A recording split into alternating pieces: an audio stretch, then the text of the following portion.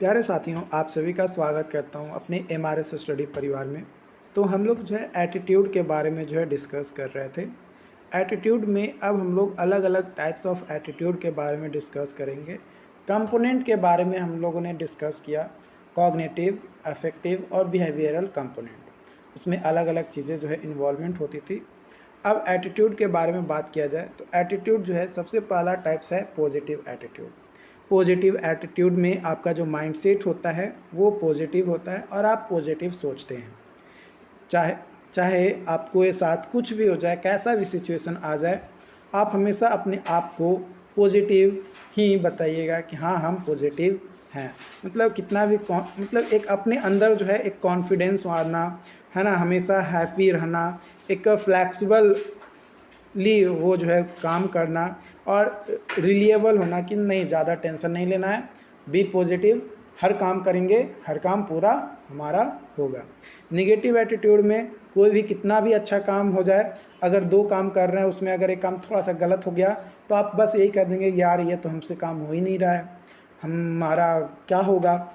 लेकिन उसी के जगह पे अगर कोई पॉजिटिव एटीट्यूड वाला है तो वो सोचेगा कि अच्छा इतना काम तो हुआ है ना, अब थोड़ा सा और काम करना बाकी है।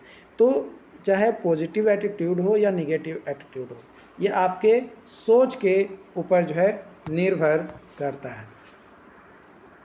उसके बाद आता है न्यूट्रल एटीट्यूड। ना आप पॉजिटिव सोच रहे हैं ना निगेटिव सोच रहे हैं, मतलब जो मिला है उससे आप संतुष्ट हैं, चल ठीक है, जो मिल गया, लगता है ये हमारे नसीब में नहीं था। लेकिन जो पॉजिटिव सोचने वाले रहेंगे वो क्या कहेंगे, अच्छा अभी इतना मिला है, अभी हमको इतना और प्राप्त करना है और मैं कर लूँगा।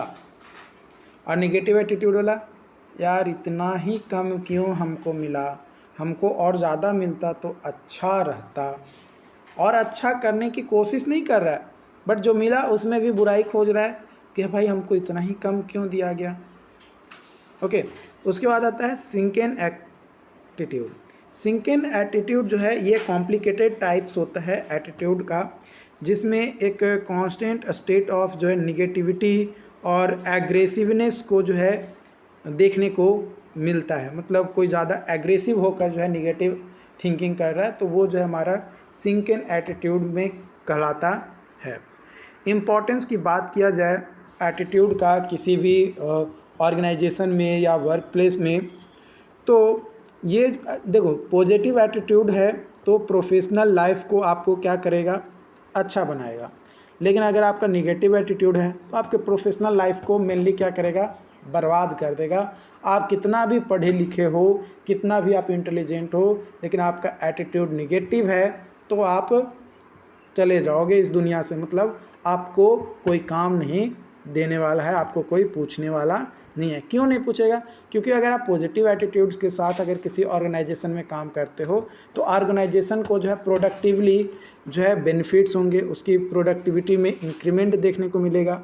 टीम वर्क में आप काम करोगे अच्छे तरीके से, और जब टीम वर्क में काम अच्छा से होगा तो ऑब्वियसली लोग जो है आपका ऑर्गेनाइजेशन में कई सारे स्किल्स वगैरह कोलैबोरेटली चलाए जाएंगे, और उसमें जब आप पार्टिसिपेट करोगे तो अपनी बातों को बताओगे, और जब आप अपनी बातों को बताओगे तो आपका एटीट्यूड पॉजिटिव रहेगा तो लोग ज़्यादा इफ़ेक्टिव होंगे, और लोग ज़्यादा इफ़ेक्टिव होंगे तो लोग जो है मोटिवेटेड होंगे, और लोग मोटिवेटेड होंगे तो अल्टीमेट फिर से काम अच्छे से करेंगे।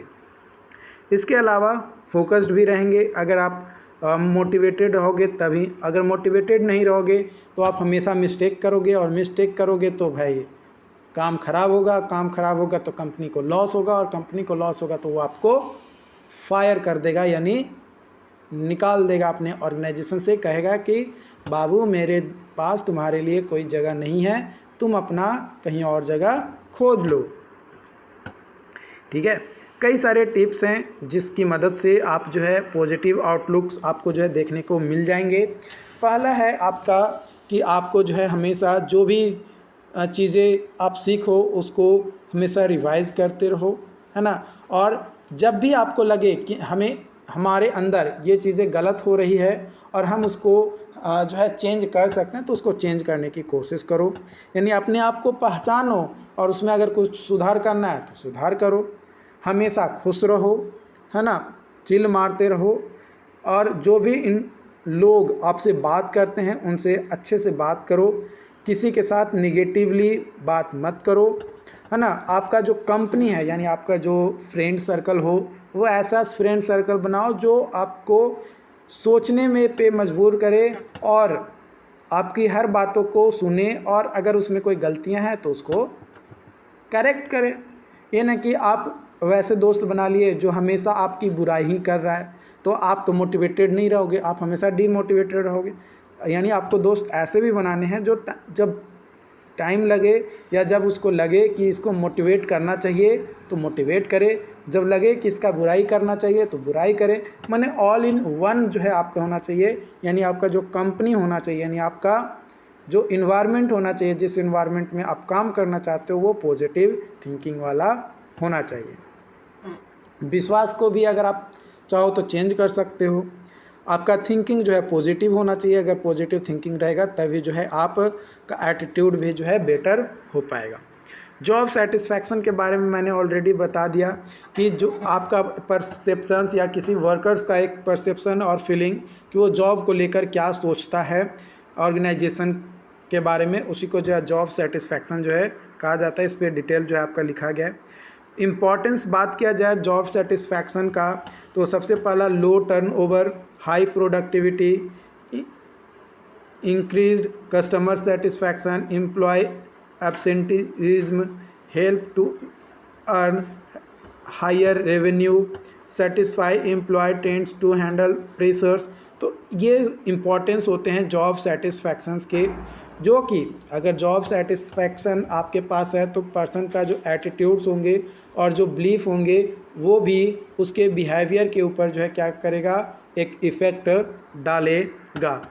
How job satisfaction benefit the company को कैसे बेनिफिट देता है जॉब सेटिस्फैक्शन। ऑब्वियसली एम्प्लॉय जो है जॉब से सेटिस्फाइड रहेगा तो वो जो भी काम करेगा उसमें अपना 100% देगा और मोटिवेटेड रहेगा। लेकिन अगर कोई अगर एम्प्लॉय है जो काम ही नहीं कर रहा है, मोटिवेटेड ही नहीं है, तो कैसे कंपनी को भी फ़ायदा नहीं होगा, क्योंकि जो उसका एम्प्लॉय है वो सुस्त है, कुछ काम करना चाहता नहीं है, तो वो फिर तो नहीं मिलेगा।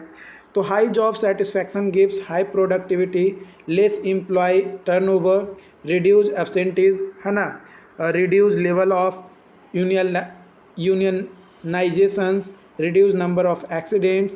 It helps to create a better working environment, improve customer satisfaction, faster and sustainable growth. High job satisfaction lead to improved productivity, decreased turnover, improved attendance, reduce accident, less job stress and less unionizations जो है हमारा provide करता है।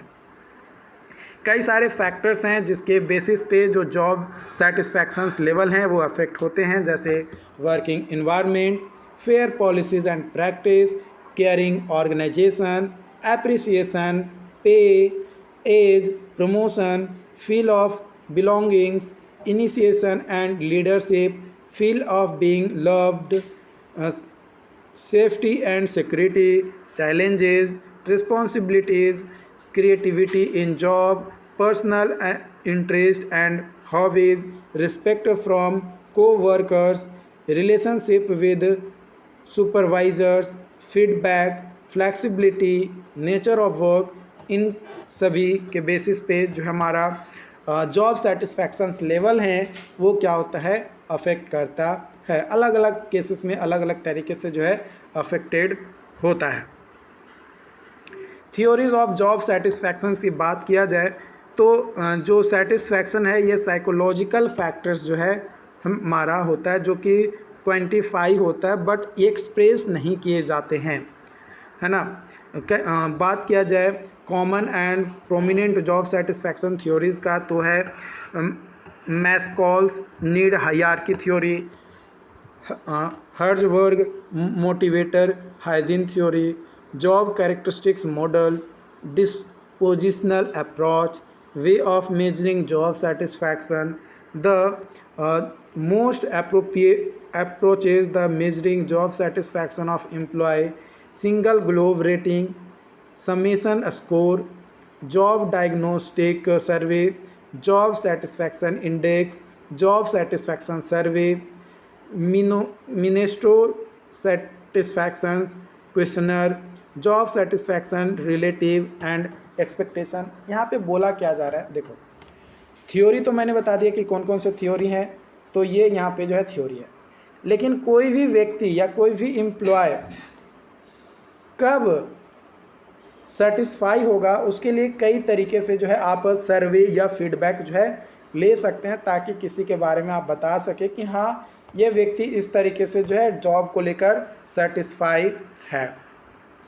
Component की बात किया जाए job satisfaction का, तो इवैल्यूएटिव कंपोनेंट, कॉग्निटिव कंपोनेंट और affective component. Cause of job dissatisfaction, कौन कौन से कारण हैं जिसके कारण से जॉब में डिससेटिस्फैक्शन जो है एम्प्लॉय को देखने को मिलता है।